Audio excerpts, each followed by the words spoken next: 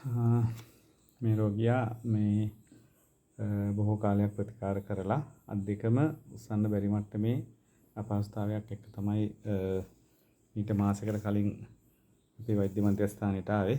මේ ඔහු පෙර හමුදාවේ වැඩ කරපු නිලධාරියෙක්. ඔහුගේ අත් දෙකම උස්සන්න බැරි මට්ටමට ඉර වෙලා පිටිපස්සේ මාංශ පේශි තද වෙලා ලොකු අපහසුතාවකින් හිටියේ. දැන් අපි ආගෙන් අහමු දැන් අද වෙනකොට දැන් දවස් කී වාරයක් ආවද මෙහාට? මම හතරවෙනි පාර. ඔව් ඔයාගේ හතරවෙනි වාර කියන්නේ සතියකට සැරේ ගන්න සති හතරක් ආවනේ. ඔව් ඔව්. ඔව් ඔයාගේ පොඩ්ඩක් විස්තර කියන්නකෝ කොහොමද කියලා කටියට දැනගන්නත් එක්ක. මේක ඉතින් මගේ තිබිච්ච සම්පූර්ණ අමාරු මට අත උස්ස ගන්නවත් අන්තිකෙම ලියා ගන්නවත් බැරුව තිබුණේ. ඉතින් ඇත්තටම මේ මම මුලදී තැන් තැන් වලින් මෙතකන් කෙරුවා. නමුත් ඉතින් ඒක ගුණයක් නැති නිසා ඔබතුමා ගැන දැනගෙන මේ අහගන්න ලැබිලා මම මේ හම්බෙන් වාගේ යවුනේ. ඉතින් මේ මම හිතන්නේ මගේ තිබිච්ච අසනීප ඇත්තටම දැන් හොඳයි. මේ මාසයක් ඇතුළත. ඔයා අසනීප වෙලා කොච්චර කල් වගේද? දැන් අවුරුදු දෙකමාරක් විතර මං අවුරුදු දෙකමාරක් විතර. ඔව් මුලදී මං කොහොමද මාස 8ක් විතර එක තැනකින් වෙදකම් කෙරුවා. ඉතින් ඒකට ගුණයක් නම් ලැබුණේ නෑ.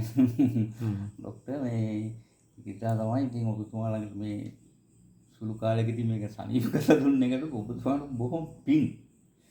මට කියන්න තියෙන්නේ මේ නමුත් ඉතින් තවත් මම පුළුවන් තරමක් තව ඉතින් දන්න අසනීප කට්ටිය ඉන්නවා නම් ඔබතුමා ළඟට යොමු කරන්නම්. මොකද මගේ මේ අත්දැකීම මට දැනෙනවා මගේ මේ සුළු කාලෙකින් හොඳ වෙච්ච එක ගැන මට හරි සන්තෝෂයි. ඔව් ඔයා පොඩ අත් උස්සලා කරකවලා බලන්න දැන් කොහේ මොන පොඩි දැන් හොඳට මුස්සන්න පුළුවන් මේ.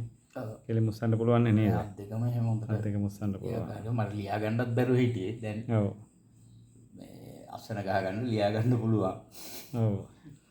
ඔව් මෙයාගේ මේ අසනීප තත්ත්වයක් බැලුවොත් මෙන්න මෙතන මෙන්න මේ කර්ව් එකේ මෙන්න මේ මාංශ පේශි දෙක මෙතනින් ලොකු ගැටිත්තක් ඇවිල්ලා තිබුණා. ඒ වගේම මෙතනින් ස්නායු වල මෙතන ස්නායු වලින් පොඩි බ්ලොක් එකක් තිබුණා.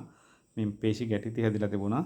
ඒක නිසා මෙන්න මේ බෝන් එක යටින් කාට්ලේජ් වගේ වර්ධනය වෙලා තදට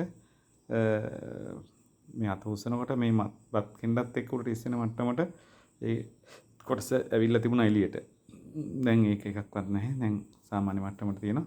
දැන් ඉස්සලා සාමාන්‍ය මේ ගානටවත් උස්සන්න බැරි ගානට නේ තිබුණේ.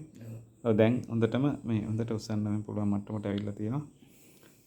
මේ සඳහා අපි අපේ පාරම්පරික ඖෂධ තමයි සියල්ල භාවිතා කරේ අත් දෙකටම. පේශිපටක ප්‍රසාරණී අපේ පාරම්පරික තෙල් භාවිතා කරා.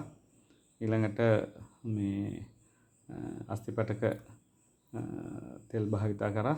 ඊළඟට අපි බොණ්ඩ බෙහෙත් දුන්නා. සියලුම බෙහෙත් අපි තමයි දුන්නේ. මෙහින් තමයි දුන්නේ වෙන කසායත් එක වැඩියනේ ඔබතුමා දුන්නේ. ඔව් කසාය එක වඩියක් දුන්නා අන්තිමට. ඒ ටික සියල්ලම අපි මෙහින් අපිම සැපෙව්වේ එකයි. මොකද අපේ පාරම්පරික ඔසු තමයි මේ සඳහා සියල්ලම භාවිතා කරේ. කසාය පවා අපේ පාරම්පරික. ඒක ඉතින් මේ ලෙඩුන්ටත් හරි පහසුවක් නේ ડોක්ටර්. ඔව්. හොයා ඉදින්න දෙයක් නැහැ. ඔව්. ආවා ඉතින් මේ ටික අරගෙන ගිහිල්ලා පාවිච්චි කරන්නයි තියෙන්නේ. ඔව් ඒක තවත් වැඩක්. දැන් හරි කඩෙන් හරි කොහෙන් හරි ගන්න දුන්නාම වෙන්නේ ඔයාලට හොයාගන්න දුන්නාම ගන්න නියම ඖෂධ එන්නේත් නැහැ. සමහර විට ඔව් එහෙම වෙනවා අඩුයි. ඉතින් ඒක නිසා කොහොම හරි අපි ඒ විදිහට කරලා ඉතින් සන්තෝෂයි දැන් පූර්ණ සුවය ලබලා තිනවා. මටත් ඒ වගේ දිහාට සන්තෝෂයි ડોක්ටර්. ඉතින් මේ ඔබතුමා වගේ කෙනෙක් හම්බෙච්ච මට කියන්නේ මේ වාසනාවක් තමයි ඒක. ඔව් ඔව්. හරි එහෙනම් බොහොම ස්තුතියි බොහොම පිං.